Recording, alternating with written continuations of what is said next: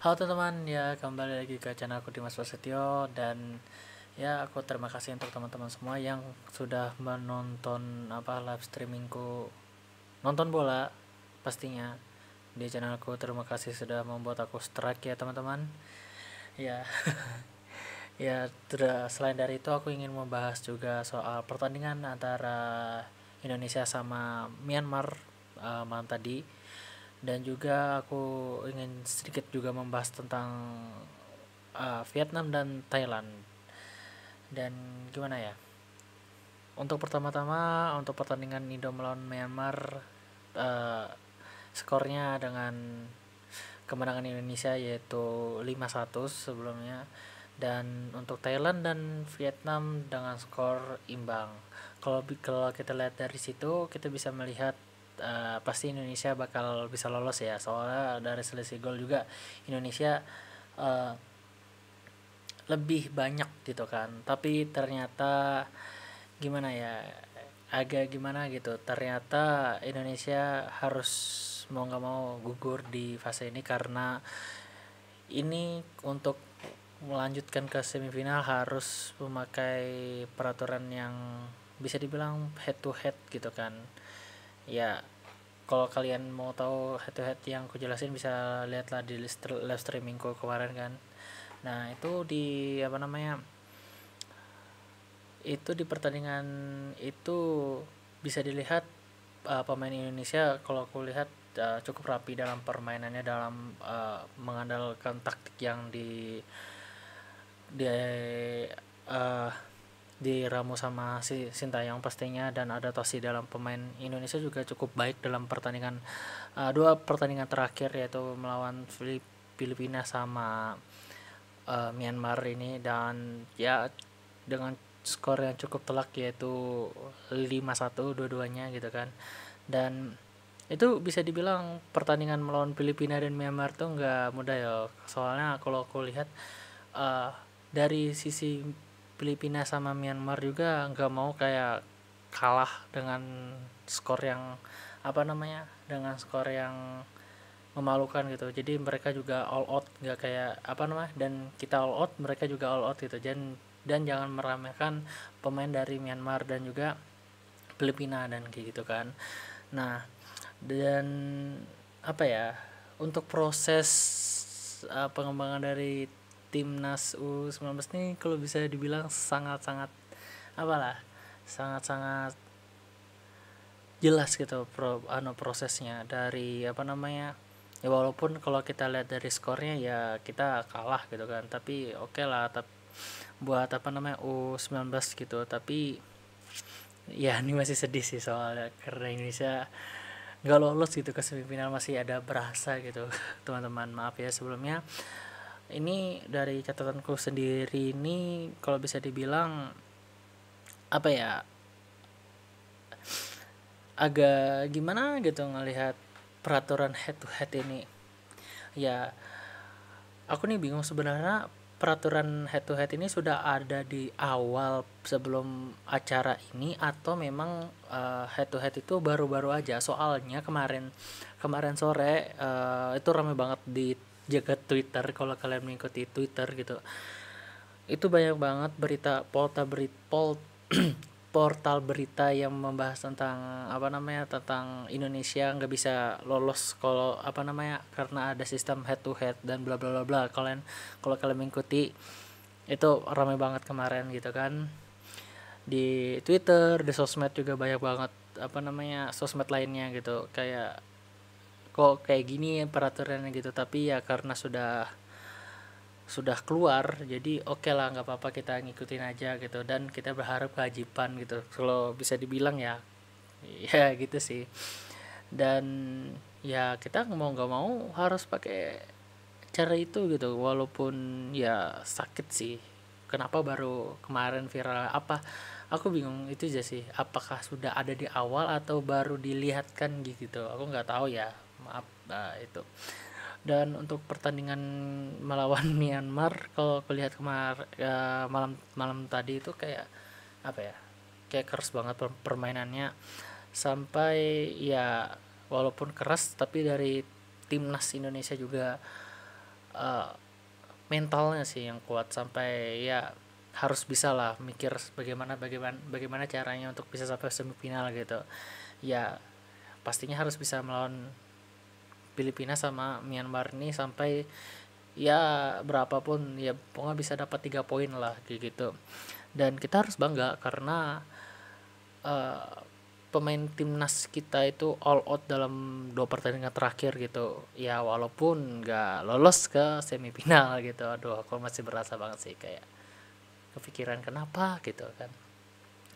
Ya walaupun kita tuh sebelumnya di pertandingan pertama kita melawan Vietnam dan juga melawan Thailand, ya seri sih, tapi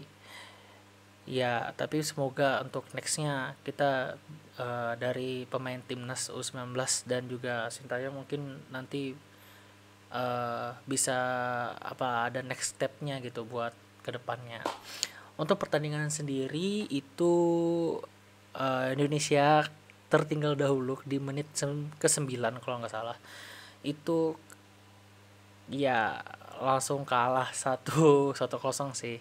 Dan aku pikir apa namanya Indonesia Myanmar bakal apa namanya bakal parkir bus gitu. Ternyata nggak gitu juga. Kalau dari permainan juga lebih banyak kasarnya sih, pemain apa namanya pemain Myanmar ke pemain Indonesia gitu.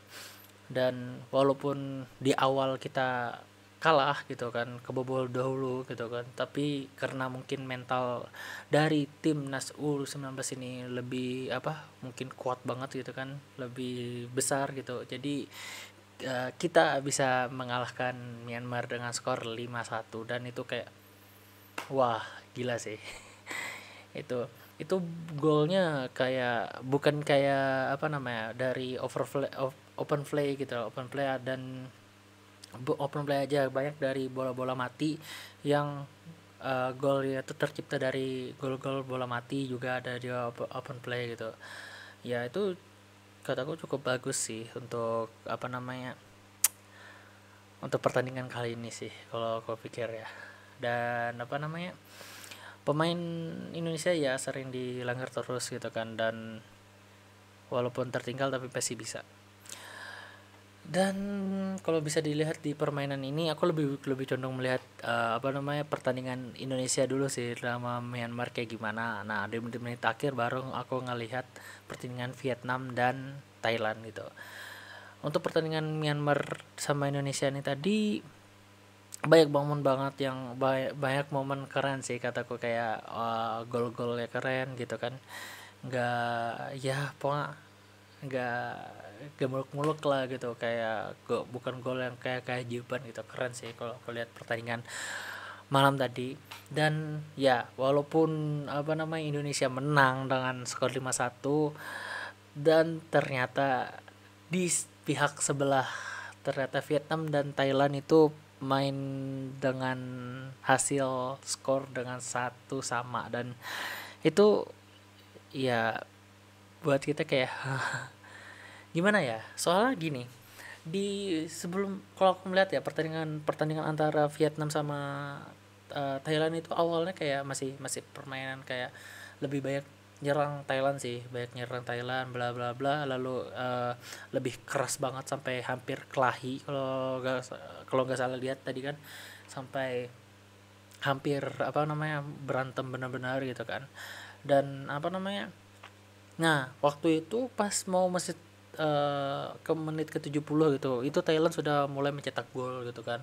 Dan aku kayak anjir ini ya bisa lah, semoga dari Thailand ya kayak pakai bus kah apa kayak gitu kan, biar Indonesia bisa bakal menang. Ternyata eh, dari pihak Thailand Vietnamnya itu bisa mencetak gol dari titik, ya dari bola mati gitu kan. Dan ya skornya 1 sama. Dan ada yang membuat hal yang membuat aku kesel sih dari pertandingan antara Vietnam sama Thailand, yaitu di 10 menit terakhir itu ya Allah, dikit-dikit mereka kayak dikit-dikit jatuh, habis itu pergantian, lalu pergantian pemainnya juga kayak lama, malah kayak jalan gitu, anjir gitu kan. Habis itu dikit-dikit jatuh lagi, habis itu mainnya di belakang gitu. Dan dari pemainnya juga apa namanya, dari pemain depannya Thailand juga kayak mau ngepres tuh nggak ngepres ke depan gitu, kayak ke pertahanannya Vietnam gitu. Jadi kayak mainnya tuh kayak dari kiper Vietnam itu kayak balik ke back, habis itu balik ke temannya apa namanya, ke back sebelahnya, lalu balik lagi ke kiper lagi, balik lagi kayak gitu anjir. 10 menit itu habis itu jatuh kayak gitu, kayak anjir, kayak sudah nggak niat lagi 10 menit terakhir itu, kayak anjir kenapa kayak gini gitu kan aku melihatnya. Jadi ya walaupun kayak gitu juga gimana ya, ya sedih sih. Dan juga kalau kita lihat di pertandingan terakhir juga terlihat seluruh pemain Indonesia itu yang U19, timnas U19-nya sedih sih. Apalagi kalau dilihat, aduh aku nggak sanggup ngeliat anjir. Itu aduh, kayak si Cahya juga kan, Cahya Supriyadi, kayak